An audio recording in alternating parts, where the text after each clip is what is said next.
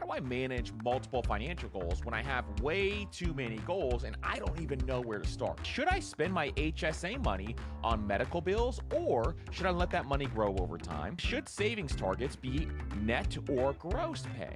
Or what is the best way to keep your information safe? Why is my credit score different when I check it on various websites? Let's get into it. All right, so the first question is, I am a regular listener to your podcast. Thank you for putting in all the effort and sharing your wisdom on personal finance. I have a question. Any wealth manager or personal finance book starts with a question. What is your financial goal? And I'm not sure how to answer this question. I have multiple financial goals: kids' education, being debt-free before retirement, financial independence, etc. Can you please help me how to think about this question? So this is a great question, and this is really, really important for a lot of people. And I know a lot of folks struggle with this question. In fact, even most people who are advanced with their personal finances will struggle with this question because it is very tailored to what you want in life. So the first thing I want you to think through is, what do you actually want in life and what do you value most? Because what's going to happen when it comes to financial goals is that you only have so much money coming in every single month. And that's what most of us need to realize. You can't do it all at once. And I think so many of us want to do it all at once, and you just can't. You only have so much extra money left over. So you have to take specific steps in order to reach your goals. This is part of the intent of why we have things like the Stairway to Wealth or the investing order, is because of these. We're trying to give you what I think you should do in what order. Now, when it comes to this, I think through it this way. I think you need to, take care of very specific goals first. So I want you to list out your goals, and I want you to put them actually on paper and list all of the goals that you have available. Then I want you to rank those and prioritize those from 1 to however many you have. Because like we said, only so much money is coming in, so we got to rank these so we know which one is the most important. Now, if you have a couple that are tied, then we can maybe work on a couple at the same time, but you cannot work on more than just a few at the same time. In our course, Master Your Money Goals, which we only put out once a year in the new year, that we kind of talk through how to prioritize some of these things. So it's really, really important to make sure that you have this list set up in order of exactly what you want. Now, I'm going to give you a hint of the order that I think through this. I think through this first as making sure that you get that high interest debt paid down. That is one of the first things I think you need to do.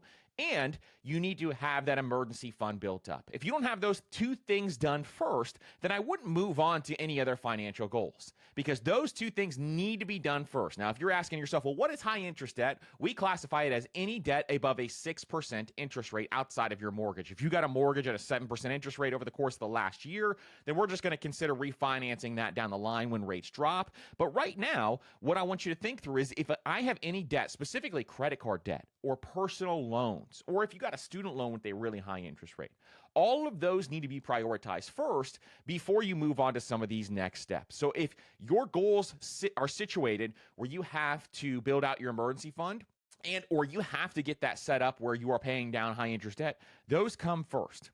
Then what comes after that is your investing goals. Why? Because if you do not invest your money, you'll never be able to be financially free. You'll never be able to retire. So you have to invest your money, and you have to start today. The sooner you start, the faster your money can compound. And it is so incredibly powerful what your money can do if you just let it compound. You contribute your money every single month, and you watch that money grow over time. Time is your greatest asset when it comes to your investments. And so the sooner you start those, the better off you will be.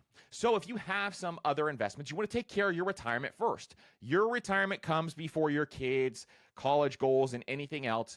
That comes first. So you have to take care of your retirement. So you have your high interest debt paid off. You've got that emergency fund funded. Now you're going to go in and you're going to start investing your dollars. Now, which order should you invest? Well, we've got a bunch of stuff that we talk through, but I like, getting your 401k match. Always get your 401k match. Then I like the Roth IRA and the HSA to start first. Then I like going back to the 401k or IRA or TSP or 457, whatever you have. Then you can go to a taxable brokerage account, or you can invest in real estate. And then after that, you can go to wealth accelerators, things like that. But you really need to make sure that you automate these investments over time. It's really, really important to do that. Now, when we set up these goals, one thing I want you to do is, when you prioritize these goals and you start working towards these goals, you want to make sure that you set up a time limit. So for example, I wanted to beef up my emergency fund more this year. So what I did is I set a time limit as to when I wanted to have that done. In fact, I wanted to add another about 100% to my emergency fund. I'm adding cash every single year. And the reason why I'm doing that is just for additional safety and security. But in addition, I want to have a large emergency fund when I actually decide to retire. And so having that available is going to be really, really important to me. So I decided I wanted to add cash to my emergency fund this year. And so when I'm doing that, I set this timeline that I want it done by the end of the year. I want to make sure I have enough cash in there by the end of the year. If you don't set a timeline for some of these goals, you will never accomplish these goals. So I need you to set up realistic timelines that are going to make sense. They should be realistic, but make you slightly uncomfortable, if that makes sense. So when you're setting up these goals, just make sure they're slightly uncomfortable. And then as you go through this, I want you to review and adjust regularly. Now, in Master Your Money Goals, we give you a real detailed way of exactly how to do this. And I think it's a really, really powerful methodology for most people to follow, because I think it's going to show you the map on how to do that. So next year when that comes out, make sure you check it out. It is a really, really cool way to build this out as well. But all encompassing, what you want to do is you want to get your financial house in order first. So that is your emergency fund. That is paying off that high interest debt. That's getting your financial house in order. That's why in the Stairway to Wealth, we call that flight 1, which is getting your financial house in order. Then flight 2 is going to be building out your wealth with investments. And then we have flight 3, which is building that generational wealth out. So your kids' college savings, those types of things should come at the end. All your other financial goals should come up first so that you can take care of your retirement. You can get your financial house in order first. And that's how I want you to frame this and think about this. But always remember, there's only so much extra money to go around. So you got to attack one goal at a time so that you can begin to build wealth over time. And this is a really, really powerful way to think about your money. So I'm so glad you asked this question. We have another podcast episode called How to Save for Multiple Savings Goals. So if that's something that you're interested in as well, we will link it up down in the show notes below. Let's jump to the next question. All right, the next question. I am 31 years old and I have a few thousand saved up in my HSA, which is invested. Since it's in my HSA, it's not taxed. Wouldn't it be more beneficial to just pay any medical bills with my non-HSA money so that my HSA money can grow over the next 20 to 30 years tax-free, and I can use it when the bigger bills inevitably start popping up? This is a fantastic question, and I know this is a very important thing to think through when you set up your HSA. So if you're listening to this podcast and you've never heard of an HSA, it stands for Health Savings Account. And we here at the Personal Finance Podcast like to call this the super retirement account. Why? Because it has triple tax benefits. And so what you can do with an HSA is you can contribute money to your HSA tax-free. The money will grow tax-free because you can invest those dollars inside of the HSA, and you can pull the money out tax-free as long as you have a qualified medical expense. And the qualified medical expense list is very, very long. So what you do is you go pay for cough medicine at the store, or you have a doctor's visit. You save that receipt, and you take that receipt and you just put it in a Google Drive folder or a Dropbox folder labeled HSA, and you put those receipts inside of there. And then what you can do going forward is you're just tracking those expenses, and then you can reimburse yourself later on down the line. Now, the cool thing about these reimbursements is the IRS has no time limit for these reimbursements. So you could go to the doctor when you're 25 years old and reimburse yourself completely tax-free when you're 55 years old. It does not matter how long it has been since you actually had that medical transaction. And so this is something where I love to save those receipts. And then I also keep a little spreadsheet as well just to track those HSA transactions, just so I know how much I actually have in receipts over time, because I think it's going to get really complicated to remember how much you've spent in receipts over time. So I think this is a really powerful way just to track that. Now, one caveat to the HSA is you cannot open an HSA unless you have a high deductible health plan. And a high deductible health plan is a very specific plan for folks who are usually typically healthy, meaning that you don't think you're going to have a lot of doctor's visits, and so you have a high deductible health plan because you'll pay less in insurance on a monthly basis, but if something does happen, then you pay more with your deductible. So that's the gist of the HSA, but it has those triple tax benefits where you can really get a massive amount of tax-free money in these accounts because you can invest this money and it can grow over time. Now, the question then becomes, hey, I'm investing these dollars. Should I actually reimburse myself for medical expenses earlier, or should I just let this money grow over time? And so here is exactly how I would think about it. If you have the disposable income or you have the money in your emergency fund to be able to pay for medical expenses, I would cover the cost out of pocket, meaning I would take that money, not in your HSA, the money you earn every single month, I'd take it out of my checking account or my emergency fund or whatever else you have, and I would use that money to pay for medical expenses. Now, the HSA is a great backup plan if you don't have enough money in your emergency fund, meaning that at least you have the money somewhere where it's forced savings to allow you to pay for medical bills if something big comes up. For example, just a couple of months ago, my 5-year-old son had to go to the emergency room. He's completely fine now, no worries, but we had to take him to the emergency room. And so because we have a high deductible health plan, because we love the HSA so much, we got the bill in, and the hospital and the emergency room visit was about $3,500 after insurance paid their part.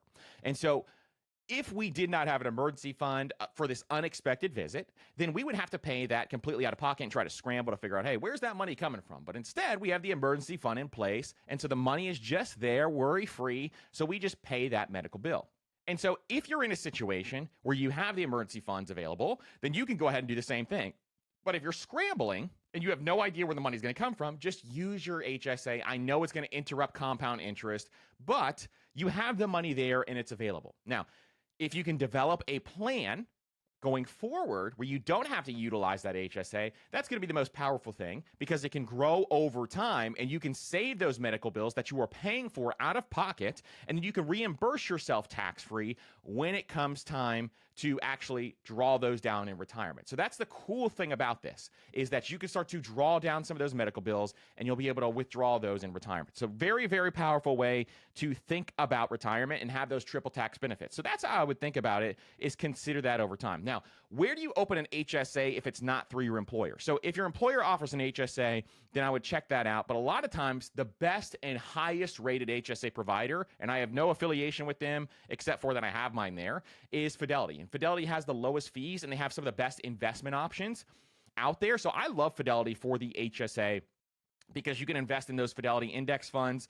You have access to some of those fantastic funds that they have at Fidelity, and it's a brokerage that I have been using. It was actually my very first brokerage I ever opened when I was 16 years old, was at Fidelity. So I've been with them for a very, very long time, but I have, again, no affiliation to them. I just like their platform. So that's another great one just to think through. But the HSA is a great retirement vehicle to utilize. It's not a retirement account, but you can use it as a retirement account as long as you have those qualified medical expenses that you are saving up. So really important to stay organized with those qualified medical expenses as well, because it's going to make it so much easier over time, which is why I just say, hey, have that folder, make sure every year is labeled in that folder, have that spreadsheet so you can add that number up at the end, and you'll be able to be really organized and understand what's going on with your financial plan once you hit that retirement age. So really, really powerful account, great question, and great way to think about the HSA is to actually consider, hey, should I even use this for medical bills?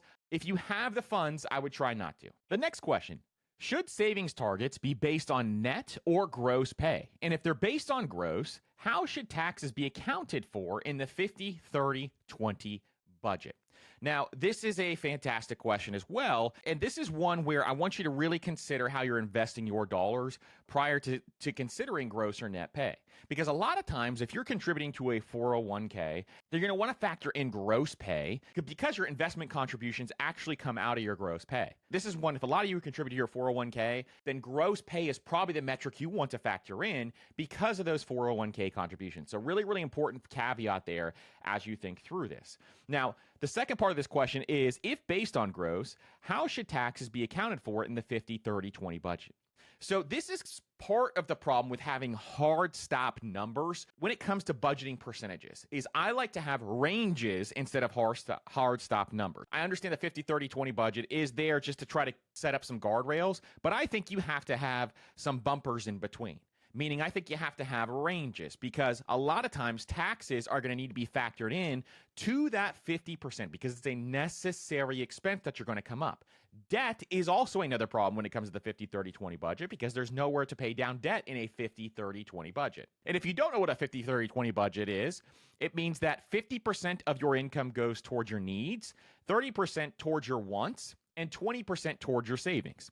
But the downside is that there's nothing for debt payment, and if you pay taxes out of your income, if you're self-employed or whatever else, then there's no spot for taxes. And so you got to think through this as debt payment and taxes need to come out of that 50%. So there needs to be adjustments made. So I like ranges when it comes to the 50, 30, 20 budget, if that's what you're going to follow. I like 50 to 60% going towards necessities and needs, including taxes and debt payments.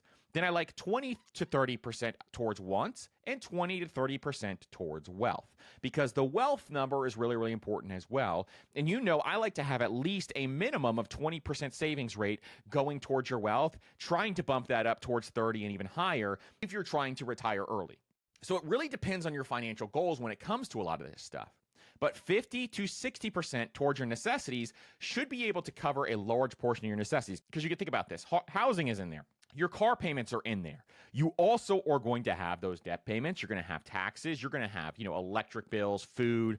All of those different things are going to fall under there. Now, eating out is going to fall under wants. So you got to kind of categorize those in two different ways. Groceries, necessities, eating out, wants. And so there's some things that you have to split down the middle, but I want you to have that wants number as high as you possibly can. I want you to ball out on those vacations. I want you to be able to spend money on the things that you love. I want you to spend money on your hobbies. And so this is really, really important, is to make sure that you have some money in that wants category. A lot of people, when they first start out and they get really, really frugal and they start to really get their finances together, they don't give themselves enough room for their wants. And I want you to have room for your want, because that is what money is there to do, is to bring you value. So making sure you have enough within that range is going to be really, really powerful overall.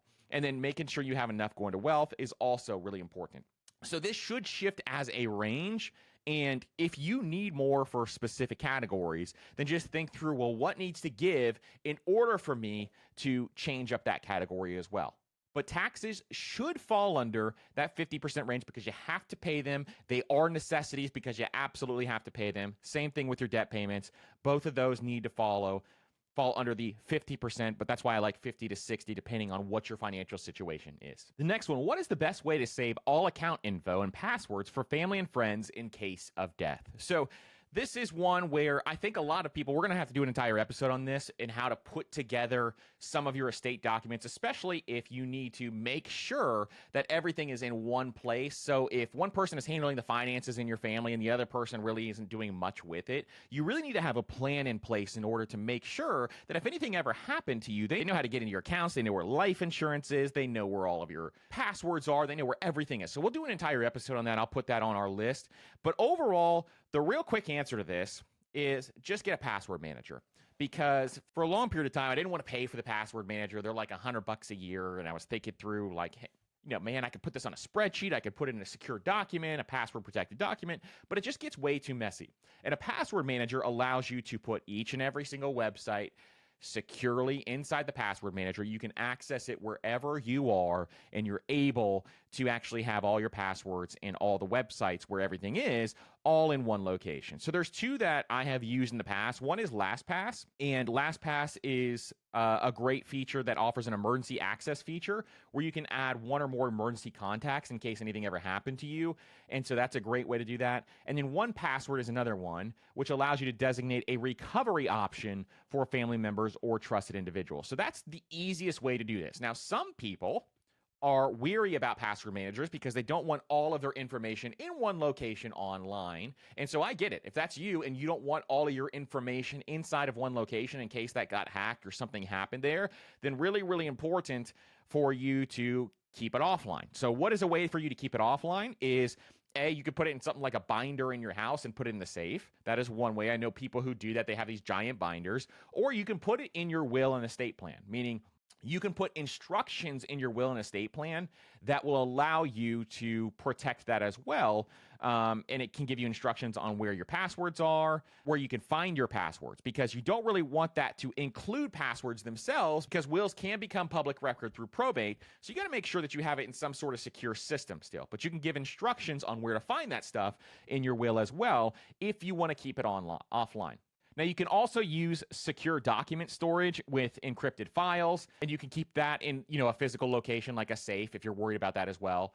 And so that's another way to do that. And so that's a third way to really, if you want it offline, then you can do it that way as well. But honestly, the easiest way is password managers, but your risk is slightly higher in case those ever got hacked or you ever had an issue there. But I use password managers myself. I think that is the easiest way. We have one for business and we have one for personal stuff. And that is the easiest way to just keep track of all this stuff and just make sure that it gets to the right person if need be. So that is my recommendation, is to use a password manager and or give instructions via your will if you want it offline. And then wherever you decide to put that information is going to be up to you, wherever you think is the safest. All right, the next question is, happy to hear more Q&As. I'm glad you're happy to hear it. And by the way, if you guys want more Q&As, we are doing more of them because we did a poll and a lot of you said you wanted more Q&As. So if you like this format, let me know. Shoot me an email, andrew@mastermoney.co, and we'll keep doing them. But how do you handle different credit scores at different places? My checking account's bank app shows 786. It has been growing for a while, which I love, while at other places like Chase, where I have my Sapphire, or Credit Karma, my score barely ever moves and stays around 750 to 751. What's that all about? So this is actually very, very common. And when you check your credit score at different locations, it depends on the credit score models that they use. So there are several credit score models out there now. Two of the most popular are FICO and Vantage Score. So FICO score is used by the majority of lenders. That's what a lot of lenders will use, is your FICO score. And there's variations tailored to different types of credit, such as auto loans and credit cards. So that is one type of score that is out there. There's also the Vantage Score. And Vantage Score was developed as a joint venture by Equifax, Experian, and TransUnion, which are the three major credit bureaus. If you've ever checked your credit score, those are the three major the credit bureaus, and they tried to make an alternative to FICO. And so a lot of consumer websites and some websites will actually use that Vantage Score. And so your bank, for example, may use one model like the FICO score, whereas if you're checking Credit Karma, that may be using the Vantage Score. And this is why the score has some variation to it when you're checking it in different places. Now, a second reason for this is because they could be using different credit bureaus. There are three major credit bureaus, which I just talked about: Equifax, Experian, and TransUnion. And between those three, they might have slightly different information. Like if you've checked all three of them at the same time before, you'll see your score is slightly different on each one. And so sometimes if they're only using one or two, that is why there's a variation. And then lastly is the update frequencies. Sometimes the frequency that they update some of these just isn't as quick as some other websites. And so you just got to think through that as well. Now, your scores are close enough that it really doesn't matter. With a 750 or above, you're able to basically apply for most credit cards, and you're basically able to do anything. That is an excellent credit score. And so you're basically able to do most things with this. So I wouldn't really worry about minor differences. Simplify your finances overall when it comes to this kind of stuff, and don't really worry about 10 to 20 points. Instead, worry about the big picture. Are you in that excellent range? Well, if you're in that range, that's really important. Now, if you had a credit score on one website that was 800, your bank's website was 700, and another website was 650, then we got ourselves a problem. That is a major issue there. But when it's this close, when it's 10, 20, 30 points, it's not a huge issue overall, because you can do the same exact things with that credit score. And that's all you really want to utilize your credit score for, is a tool to be able to maximize and reduce your rates on specific things. That's a multi-million-dollar decision. When we talk about those million-dollar money decisions, making sure your credit score is high enough if you're going to ever borrow money for a mortgage or things like that.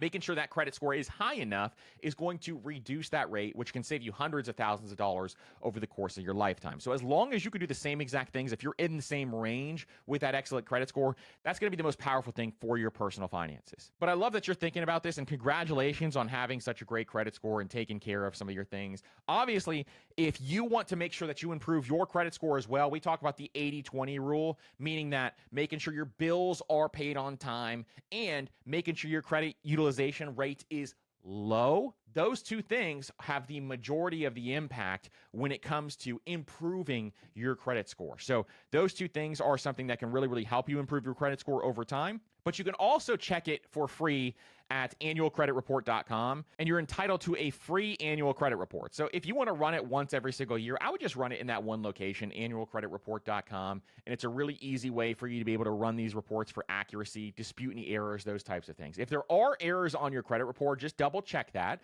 And if there are errors on your credit report, you can dispute those errors so that you can improve your credit score as well. So making sure that you go through that report and ensure that there are no errors is also really important. So just doing that once a year, put that on your personal finance checklist for once every single year. That's a great thing to check on the year-end money checklist. Actually, we should probably add that on our year-end money checklist. To dispute errors is one of the big things. And so I think that's going to be really, really helpful as well. So hopefully this was helpful and appreciate the question. Now, thank you guys so much for listening to this episode. We truly appreciate you listening to this episode. And what you did today was you invested in yourself, because when you listen to this podcast, you are investing in yourself and your financial education. That is the most powerful way that you can invest your time and your energy. If you got value out of this episode, consider sharing it with a friend. And don't forget to leave a 5-star rating and review on Apple Podcasts, Spotify, or your favorite podcast player. Cannot thank you guys enough for listening to this podcast episode, and we will see you on the next episode.